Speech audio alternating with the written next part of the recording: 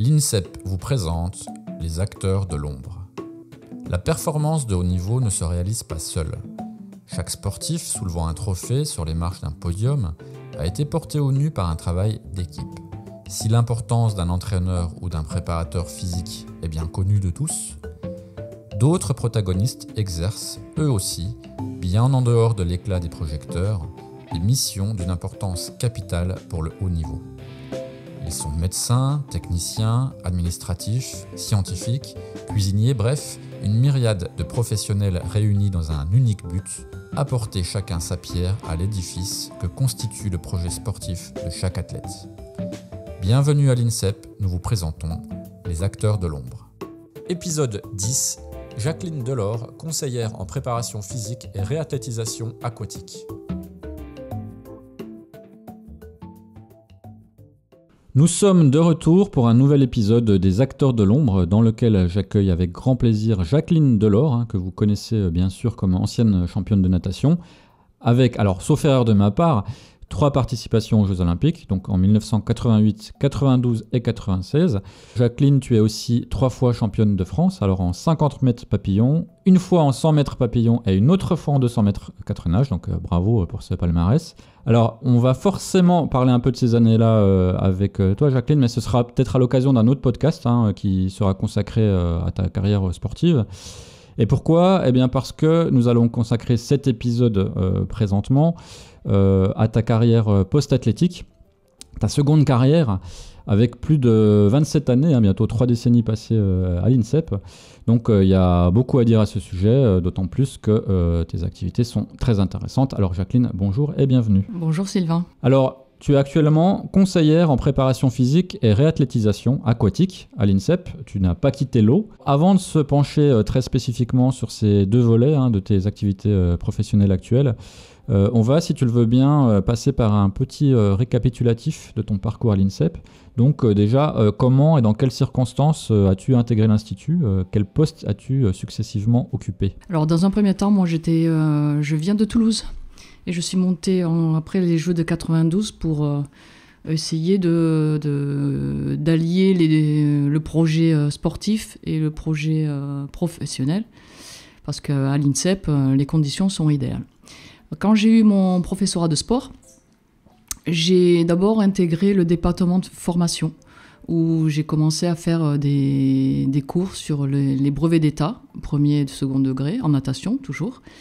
Et ensuite, à côté de cela, je faisais partie d'une petite cellule qui s'appelait le PIF, le plan individuel de formation, dans laquelle on proposait à des sportifs de très très haut niveau d'agencer leur programme de formation. Et c'est comme ça que je suis devenue tutrice de Frédéric Jossinet.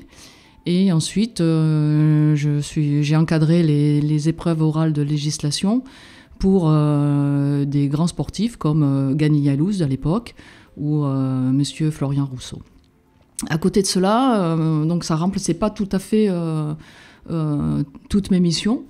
Donc j'ai eu l'opportunité d'intégrer à la Fédération française de natation l'encadrement des jeunes juniors qui préparaient des échéances comme les championnats d'Europe par exemple, et des groupes par spécialité comme le groupe sprint, où l'objectif était de détecter les nageurs garçons en sprint pour fonder un relais 4x100 qui est devenu assez performant des années plus tard. Donc j'avais un côté entraînement, un côté formation, et puis en 2000, j'ai donné naissance à mon premier enfant.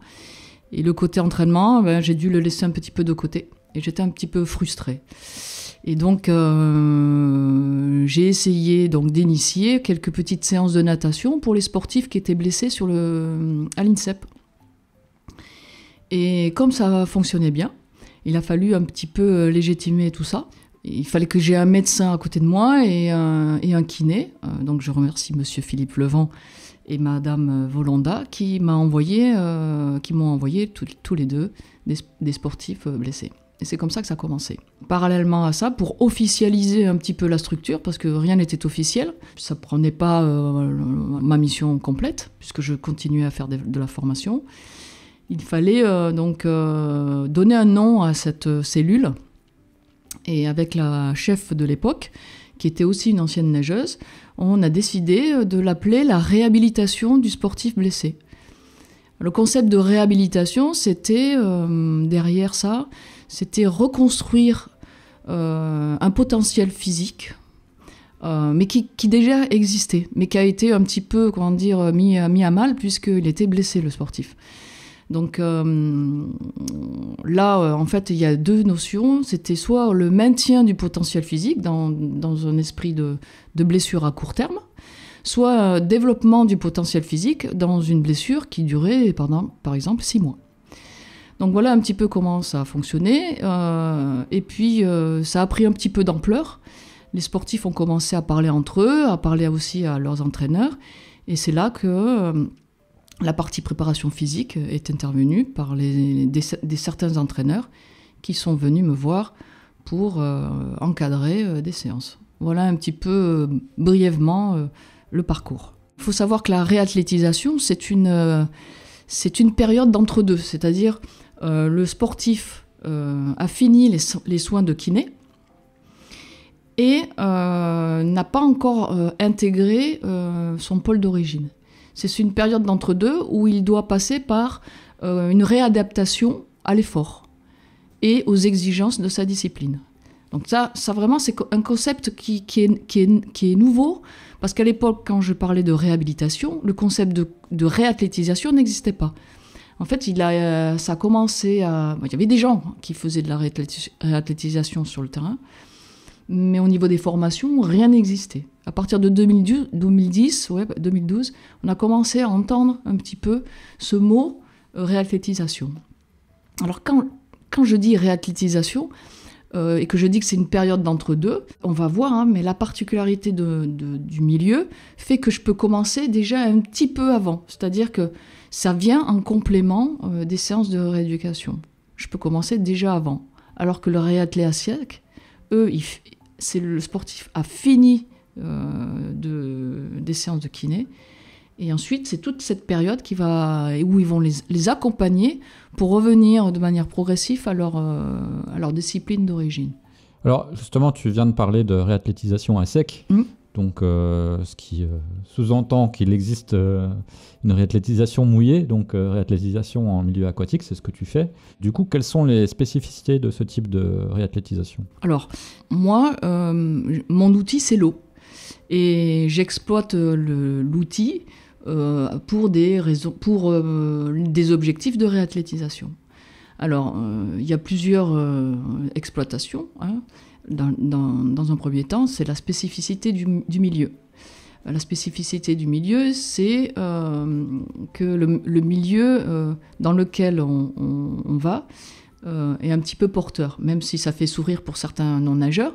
Mais il y a des pressions. D'abord, il y a la poussée d'Archimède. Tout corps plongé dans l'eau reçoit une pression, une poussée de bas vers le haut. Et donc, ça facilite certains mouvements que sur Terre, on n'a pas la possibilité de faire. Parce que sur Terre, il y a la pression ternienne qui exerce des contraintes sur le sportif. Donc, dans l'eau, par exemple, au niveau articulaire, pour une épaule, par exemple, l'épaule va être un peu plus portée, les muscles vont être moins traumatisés. Et le milieu fait qu'il permet aussi un retour veineux important, ce qui permet une cicatrisation interne. Donc on va pouvoir travailler sur les œdèmes, par exemple, plus facilement. Et dernière chose que peu de gens savent, c'est que dans l'eau, au niveau cardio, comme j'ai dit que le retour veineux était favorisé, le cœur, à peu près à 10 à 15 pulsations par minute de moins que sur Terre. Par exemple, si je fais un exercice où le sportif il est à 160, ça équivaut à un exercice à 175 sur Terre. Donc ça, c'est intéressant parce que ça permet vraiment de travailler au niveau cardiaque. Voilà. Et dernière chose, au niveau moteur, ce qui est le principal, au niveau moteur, pour agir dans l'eau, pour se mouvoir dans l'eau, pour nager, ça va impacter tout le corps. Et ça va impacter tous les muscles, notamment pour l'équilibre aquatique. Et ça va demander de développer une musculation, enfin, ça va impacter sur tout ce qui est ceinture pelvienne et scapulaire. Donc c'est intéressant pour une réathlétisation, on va dire générale, pour un sportif. Alors, ces athlètes, ces sportifs, comment viennent-ils à toi? Est-ce qu'ils se présentent à toi, ils se disent, ben voilà, je suis blessé, j'aimerais profiter de ce que tu peux nous apporter? Est-ce que ce sont les fédérations? Est-ce que ce sont les entraîneurs? Est-ce que ce sont les médecins qui t'amènent les sportifs? Alors, il y a tout un protocole qui est mis à l'INSEP. Il faut savoir qu'une fois par semaine, il y a une réunion médicale dans chaque pôle. Et lors de cette réunion médicale, est proposé un sportif blessé. Donc le médecin va proposer à l'entraîneur que ce sportif soit pris en charge par la cellule réathlée, soit sec, soit dans l'eau, ou les deux, hein, c'est possible. Et à partir du moment où c'est d'accord, aussi pour le sportif, le médecin m'envoie une demande de prise en charge. Et à partir du moment où j'ai cette demande de prise en charge, je contacte le sportif. Il se peut de temps en temps que ça arrive, hein, que j'ai eu des sportifs en réathlé qui zappent le système, le protocole, qui viennent directement, mais voilà, l'accord est donné, mais tant que j'ai pas le mail, on garde vraiment le protocole de prise en charge par les médecins, parce que c'est très important de respecter de respecter cette prise en charge. Tu as laissé sous-entendre que pour les sportifs blessés, la rééducation et la réathlétisation étaient complémentaires. Est-ce que tu peux en dire plus là-dessus? À la base de la création, pour moi, c'était quelque chose d'essentiel, la complémentarité. C'est-à-dire que moi, je venais en complément des séances de kiné. La complémentarité, elle est dans le fait que quand on discute avec le sportif et qu'il m'indique, par exemple, des exercices qu'il a fait en kiné et qui progresse, moi, ça me renseigne aussi sur ce que je vais pouvoir lui demander de faire. C'est-à-dire, si je sais qu'il a eu la capacité de faire un exercice précis en kiné, moi, derrière, je vais pouvoir solliciter de manière progressive également le membre. Donc il y a une complémentarité essentielle. Je ne peux pas fonctionner dans mon coin. D'où l'importance des relations avec les kinés, qui nous renseignent sur l'état du sportif. Puis moi, je peux aussi lui dire, bon, ben là, je le sens un peu moins bien ou fatigué. J'expliquerai pourquoi. Il y a des indices qui montrent aussi un état physique qui me renseigne aussi sur comment me projeter lors des séances avec le sportif. Alors, autre question qui peut-être intéresse les auditeurs, est-ce que la réathlétisation en milieu aquatique peut être utile à tous les sports? Ça dépend d'où on se place, l'utilité. Moi, alors il y a une chose que je sais profondément, c'est que l'eau apporte énormément. C'est un outil très très intéressant et ça fait 20 ans que je me bats pour montrer qu'à l'INSEP, le service de réathlétisation aquatique est un service qui peut être une plus-value. Alors là, la question de l'utilité à tous les sports, c'est vrai qu'on peut se la poser, mais moi j'ai toujours eu aussi des sports qui étaient un petit peu invraisemblables, hein, qui sont venus, et donc moi je pense que ça fait preuve aussi d'ouverture des entraîneurs, d'aller chercher un petit peu, de faire différemment. J'ai eu des sportifs comme des rugbyman, j'ai eu des sportifs comme des handballeuses, des footballeurs, un windsurfer qui est venu. J'ai eu aussi un grand sportif du combiné nordique. Donc, moi, je pense qu'elle est utile à tous les sports. Par contre, je dirais qu'elle n'est pas utile à tous les sportifs. Donc ça, c'est pourquoi? Parce que on a tous un historique par rapport à l'eau. On a toujours, c'est plein d'affects, hein. Soit ça s'est très bien passé, l'apprentissage de la natation, on a eu un bon éducateur, tout s'est bien passé, Ou alors, on a eu des premières années un peu compliquées, on s'est des fois peut-être noyé, donc on a des appréhensions. Tout ça, c'est empreint d'affect. Donc, le sportif, s'il a de l'appréhension, la première fois qu'il vient, s'il a de l'appréhension, on peut toujours travailler sur l'appréhension. Il ne faut pas que je me trompe sur la première séance, par exemple. Il faut que j'arrive à être prudente, à bien identifier ses difficultés, et que si la première séance, il n'aime pas mettre la tête sous l'eau, je ne vais pas le forcer à mettre la tête sous l'eau. Donc s'il y a des appréhensions, c'est pas compliqué. Par contre, s'il y a des réticences, la réticence, ça va empêcher la réathlétisation. Parce que pour moi, la réathlétisation, c'est avant tout l'athlète qui se réathlétise. C'est-à-dire que moi, j'évolue avec lui. S'il me donne des choses à voir, moi, je vais progresser avec lui, je vais proposer des choses un peu plus difficiles. Si je vois vraiment de la réticence à tout ce que je propose, la réathlétisation, c'est plouf dans l'eau, comme on va dire. Donc, oui, c'est vraiment... moi, j'accompagne simplement. Et c'est le sportif qui se réathlétise. Donc, c'est pour ça que j'aime bien dire que il n'y a pas une réathlétisation, mais des réathlétisations. Donc c'est très diversifié. Alors justement, ce qui se dit, c'est que la première séance pour un athlète est souvent difficile. Il doit s'habituer. Qu'en est-il réellement pourquoi en général cette première séance est tellement, au-delà de ce que tu viens d'expliquer, pourquoi elle est tellement déterminante, même pour des athlètes qui n'auraient pas peur de l'eau? Alors, il y a plusieurs facteurs. Déjà, des appréhensions, le fait de se mettre un maillot, par exemple. Déjà, c'est... moi, j'admire les sportifs qui viennent chez moi et qui me font confiance, déjà. Moi, je trouve que c'est déjà une preuve qu'ils ont l'envie de se réathlétiser. Ensuite, l'appréhension, elle est normale, parce que la natation, c'est dur. Mais moi, ce que je propose, c'est pas de la natation, c'est des exercices aquatiques. Donc, la première séance, il faut très vite que je puisse, évaluer la capacité du sportif. Déjà, en discutant avec lui, pour demander s'ils ont de l'appréhension ou s'ils savent mettre la tête dans l'eau. S'il me dit oui, je sais nager, je mets la tête dans l'eau, il n'y a pas de souci. Mais s'il y a des appréhensions, j'y vais mollo et je fais avec ce qu'il me donne, ce qu'il est en train de faire. Si il est bien en nageant avec la tête hors de l'eau, je ne vais pas le forcer. S'il me dit moi je ne sais pas nager, je le mets en condition pour qu'il puisse se mettre dans l'eau. Donc il y a des ceintures. S'il a peur, je ne le mets pas tout de suite en position horizontale. Ça, c'est l'erreur qu'il ne faut pas faire.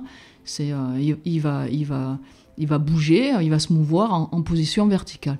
Puis au fur et à mesure des séances, parce que vraiment la première séance, il faut y aller tranquille, il faut que ça soit à la rigueur, ça soit lui qui soit attiré à faire des choses tout seul. Il faut s'habituer à se mouvoir dans un milieu qui n'est pas le leur, quoi. Alors, ils vont dans des bassins dans lesquels ils n'ont pas pied. Voilà, donc ce que j'ai oublié de dire, c'est que ce n'est pas la balnéothérapie. La balnéothérapie, c'est l'athlète, on va dire, mais plus ou moins passif. Là, il va agir. C'est de l'entraînement. Moi, j'appelle ça de l'entraînement aquatique, c'est-à-dire qu'ils n'ont pas pied et c'est du bassin de 50. Donc c'est un bassin olympique, il faut savoir que, et déjà la première séance est très compliquée, non, c'est de l'entraînement. Donc quand ils arrivent sur le bassin, ils savent à quoi ils vont être mangés. Tu as un petit peu évoqué déjà la dimension psychologique de la réathlétisation, le rapport à l'eau, mais est-ce qu'elle peut lever une inhibition, c'est-à-dire physique ou psychologique liée à l'eau déjà dans un premier temps, mais aussi et surtout liée à la blessure et à la peur de se blesser à nouveau? Moi, je n'aurais pas la prétention de dire que je lève des inhibitions. Par contre, j'ai des leviers, c'est-à-dire les leviers dans mes séances. La dimension psychologique, elle tourne autour de se sentir capable d'eux. Il faut, dans un premier temps, qu'ils retrouvent confiance en eux. Quand on est blessé, donc on a une blessure physique, on sait très bien que ça, surtout chez le haut niveau, ça impacte au niveau psychologique. Inversement, un état psychologique peut aussi engendrer un état physique, je le dirai tout à l'heure. Mais donc, lors de mes séances, je fais en sorte que le sportif sente qu'il progresse. Pour moi, c'est essentiel. À partir du moment où ça passe par le corps, où il sent qu'il progresse, psychologiquement, il y a des choses qui se transforment. Il faut travailler sur la confiance en soi. Par exemple, quand je donne un exercice et il n'y a pas si longtemps, le sportif me répond ok, je vais essayer de le faire, mais je sais que je ne vais pas réussir. Alors pour moi, ça m'énerve. Je me mets en colère. J'ai dit là, l'ennemi, c'est toi, parce que moi, je te propose un exercice. Je sais pertinemment que tu peux le faire. Mais par contre, toi, tu te mets des limites. Et donc ça me met en colère. Donc là, après il le fait et il réussit. Donc là, voilà. Donc j'ai dit t'es bien capable de le faire. Donc on travaille sur ce sentiment de compétence qui pour moi est très important. En préparant l'émission, je suis allée voir un petit peu dans mon ordi et je suis tombée sur un écrit d'un sportif et qui parle justement de cette dimension. Et je pensais pouvoir lire un extrait. Et pour moi, on comprend bien ce qui se passe. Donc c'est un taekwondiste qui a écrit ça. Alors, les séances de réathlétisation en piscine me font énormément retrouver confiance en moi. Je me vois guérir de semaine en semaine. La douleur se dissipe et je me sens progresser et devenir plus fort sur le travail spécifique. S'éveille en moi un sentiment de bien-être. Je suis en meilleure forme physique et mentale. Avant les séances de réa, l'excitation se mêle au stress. De l'excitation car je connais les bienfaits des séances et du stress car je sais que Jacqueline va chercher en moi mes limites. Alors pour remédier à cela, je reste concentrée tout le long de la séance sur chaque mouvement. Chaque temps respiratoire demandé, n'en manquait aucun pour réaliser parfaitement l'exercice et j'oriente en même temps mon attention sur le travail de la glisse qui me procure du plaisir malgré la difficulté du travail. À la fin de la séance, je me sens très satisfait d'avoir accompli minutieusement les exercices et ce qui me donne le sourire et l'énergie supplémentaire pour le reste de la journée. Pour ce qui est transférable dans ma discipline, je relève particulièrement ce sentiment de stress qui me fait monter mon cœur plus rapidement, comme en compétition, etc., etc. Suite à ce témoignage intéressant, est-ce que toi, de ton point de vue, tu pourrais décrire une séance type de réathlétisation avec un athlète que tu suis déjà depuis quelques séances? Déjà, est-ce que ça existe une séance type ou est-ce que c'est vraiment du sur-mesure? Alors, non. Par exemple, j'ai 25 athlètes, il y a 25 séances. Donc, il n'y a pas de séance type, puisque, comme je l'ai dit au début, chaque personne se réathlétise. Pour une même blessure, je ne vais pas avoir le même profil. Pour une même blessure, je peux avoir un sportif qui sait nager, qui est plus ou moins, qui a de l'aisance aquatique, et un sportif qui ne sait pas nager. Donc la séance, ça sera complètement différente. La séance type, il arrive, ou elle arrive sur le bord du bassin. On fait un rapide bilan de la semaine, ou des jours qui se sont passés. Donc je lui pose des questions, comment il est. Déjà, la manière de marcher, la manière de me regarder ou d'être un peu voûté, ou la qualité de peau, est-ce qu'il a pris du poids ou est-ce qu'il a maigri, me renseigne déjà un petit peu sur des états. Je disais tout à l'heure, j'aime bien observer aussi la manière qu'a le sportif quand il vient, et puis aussi sur la qualité de peau. Est-ce qu'il est hypotonique, est-ce qu'il est tonique, donc tout ça, ça me renseigne aussi sur un petit peu le processus de réathlétisation. Ensuite, il a toujours une période d'échauffement. c'est toujours typique, hein, ça, si vous pouvez discuter avec tous les sportifs, c'est 200 d'échauffement. Je le laisse tranquille. Sur ces 200 d'échauffement, il peut s'étirer, il prend son temps. Et ensuite commence la séance. Donc après, il y a toujours un travail soit de coordination, de mobilité, un petit cardio, et puis on finit sur un temps plutôt calme, de course par exemple, où on travaille des amplitudes. Voilà. Est-ce que cette réathlétisation peut échouer, ou du moins ne pas apporter les fruits que tu attendais? Bah oui, c'est évident. Alors, beaucoup de réathlétisation fonctionnent bien, mais on retient que celles qui n'ont pas fonctionné. Après, il y a... Dans le protocole de réathlétisation, moi, je fais qu'une partie. Hein. Au bout d'un moment aussi, soit il réintègre avec le préparateur physique qui finit de faire la transition entre l'eau et puis les appuis et puis la discipline, soit il passe avec mes collègues en réathlétisation à sec. Donc, quand il part de chez moi, il est évalué.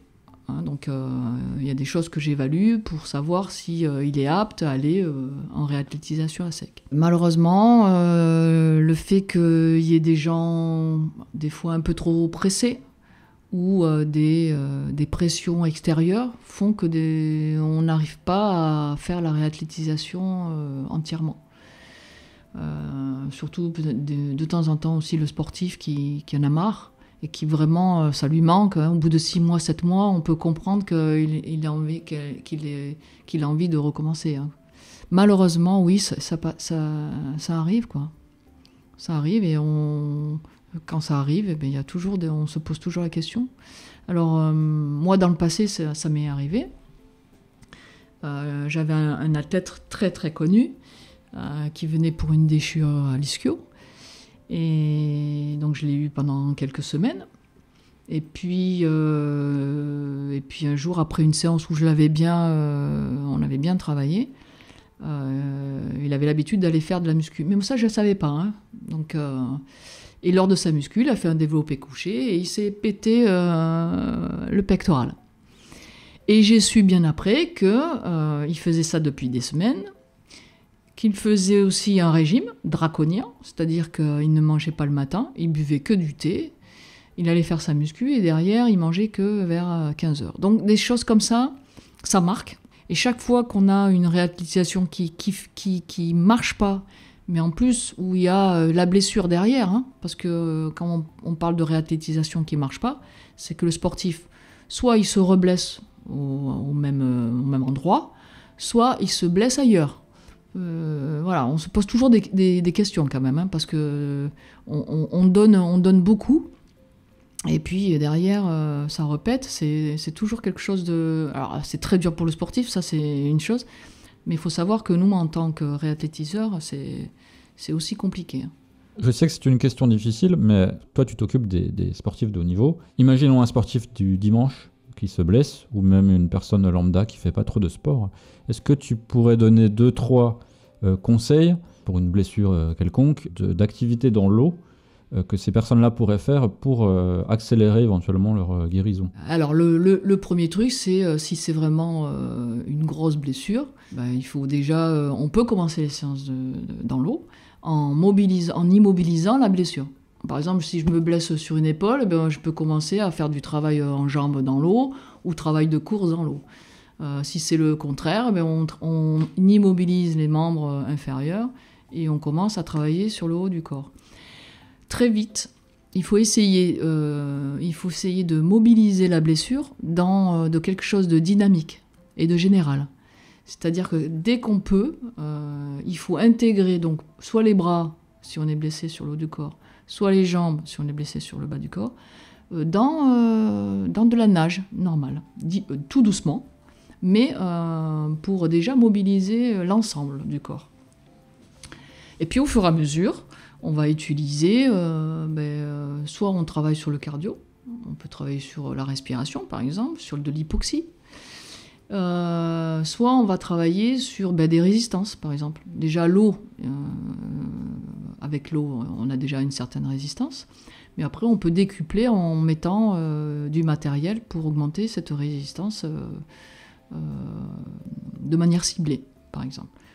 Voilà, et puis à la fin, on essaie d'aller monter le moteur, soit en puissance, en travaillant sur, par exemple, un nombre de bras, mais en essayant de développer plus fort et plus vite, soit sur des sprints, par exemple, en diminuant des temps. Voilà, un petit peu, ça c'est applicable un petit peu à tout le monde. Hein. Voilà. Alors, on a beaucoup parlé de réathlétisation, mais on va parler aussi du volet préparation physique dans ton activité. Alors, même question, en quoi cela consiste ? Est-ce qu'on pourrait dire que le travail dans l'eau peut être utile à tous les athlètes, quelles que soient les disciplines sportives aussi ? Alors, là, c'est la même chose que la réathlétisation. Hein. Si on est réticent, on ne peut pas. Hein. Alors, donc, la préparation physique, alors c'est plus complexe. Hein. Au départ, quand je faisais de la préparation physique, les demandes, elles étaient faites par les entraîneurs. Et la demande, elle était plus ciblée physio, c'est-à-dire augmenter les charges d'entraînement sans le risque de se blesser. Par exemple, pour les lutteurs qui, eux, avaient l'habitude de faire des 3000 sur la piste, au bout d'un moment, ils se blessaient pas mal. Donc là, l'objectif, c'est d'augmenter des charges, mais voilà, sans risque de blessure. Après, j'ai vu des entraîneurs et des préparateurs physiques venir avec des problématiques de terrain. Alors, par exemple, j'ai un entraîneur qui était ici de tennis, qui avait une double problématique. La première, c'était sur un sportif, un tennisman de fond de cours, c'est comme ça qu'on dit, qui était très tonique, mais qui ne savait pas se relâcher. Alors au bout d'un moment, au bout de 2 heures de match, c'était pour lui une limite, et donc il m'avait demandé si je pouvais le prendre pour qu'il puisse essayer de comprendre qu'on pouvait à la fois forcer, mais à la fois aussi se relâcher. Donc là, j'avais répondu à la problématique de terrain. Et la deuxième problématique, donc là, c'était un sportif qui se blessait, mais de manière récurrente. Donc là, c'était plus sur de la prévention. Donc un sportif, un tennisman, donc, qui est très connu maintenant, qui avait donc une problématique abdominale. Donc voilà. Donc là, sur ce type de profil, les séances, elles étaient 2 fois par semaine sur 4, 5, 6 mois pour celui qui était blessé. Donc ça, on voit que elle a évolué sur des problématiques de terrain. Ça, c'est sur la problématique d'un entraîneur. Et puis, j'avais eu aussi un préparateur physique, qui était un préparateur physique de 2 pilotes.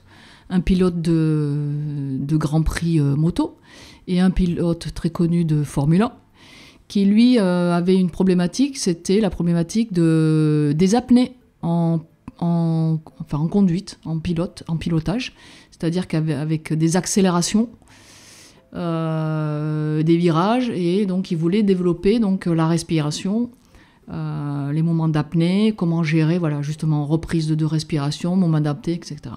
Et donc là, c'était donc la problématique de terrain qui répondait à une problématique, à une interrogation d'un préparateur physique. Ensuite, et là depuis peu, on a la préparation physique encore plus préventive, comme le tennisman qu'on a vu au début.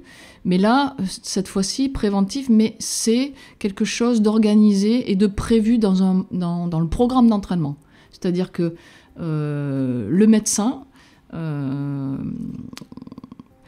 a certains athlètes qui sont, on va dire, des blessures à répétition potentielles.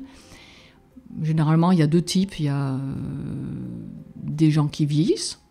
Ce sont souvent des problématiques liées à l'arthrose ou au lombaire. Et des problématiques liées aux jeunes, aux maladies d'ado. Souvent, c'est les basketteurs qui grandissent tout le temps et qui ont des problèmes soit lombaires, soit au niveau rotulien. Et donc ça, ce sont des séances de préparation physique qui sont programmés par l'entraîneur. Donc là, c'est 1 fois par semaine et c'est un suivi sur des fois 1 an. Hein, voilà. Donc voilà, la préparation physique a vraiment évolué d'augmentation de charge à de la prévention. Et ensuite, je peux être amenée à travailler sur des collectifs. Par exemple, j'ai parlé des lutteurs. Je travaille sur des collectifs et puis je travaille aussi de manière individualisée. C'est-à-dire des sportifs vieillissants qui préfèrent remplacer une séance, par exemple sur terre, par une séance dans l'eau pour éviter de se blesser, par exemple. Et aussi sur la préparation physique, j'ai fait une intervention sur les sports croisés en athlétisme. Et donc je me suis aperçue que 100% des sportifs qui venaient en préparation physique passaient d'abord par la réathlée. Donc quelque part ça veut dire qu'ils ont senti des bienfaits peut-être, c'est ce que je me dis, pour me rassurer. Eh bien, merci beaucoup pour ce partage d'expérience, Jacqueline. C'était vraiment très intéressant. Je trouve que c'est une très belle chose que tu fais. Merci d'avoir partagé tout ça. Et puis, écoute, à bientôt. On parlera ensemble de ta carrière de nageuse aussi. Bon, mais je te remercie, Sylvain, pour m'avoir permis de raconter une histoire.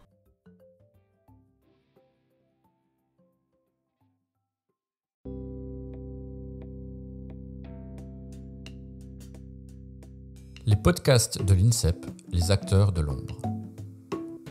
Cette émission a été réalisée par l'unité de production audiovisuelle de l'INSEP. Chef de projet, Sylvain Bégaud.